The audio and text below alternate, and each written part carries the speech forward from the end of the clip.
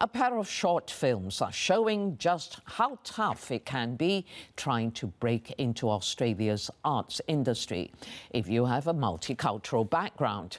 Based on true stories, they explore Indian ethnicity in a bid to promote creative diversity. From her living room, Rashmi Ravindran is applying the final touches to her short film First Impressions.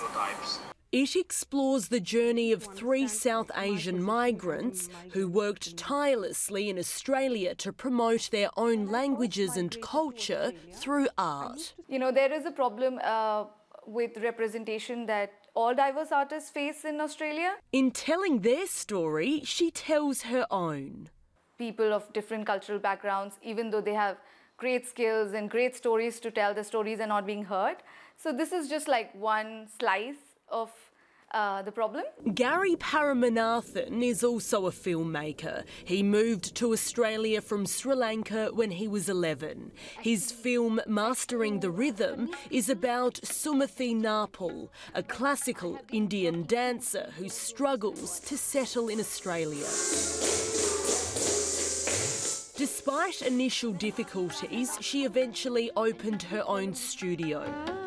She was really uncomfortable about how good her English was and how that impacted on how she navigates the Australian art world around like getting funding or getting support or just being noticed. Like Rashmi, Gary created a short film that looked into migrant artists and how they managed to build a life for themselves through art. For me, I've always felt a little bit invisible in Australian media because you don't see many brown people on TV and you don't necessarily see their stories. So for me, it was very important to tell these stories. Moving towards on-screen diversity,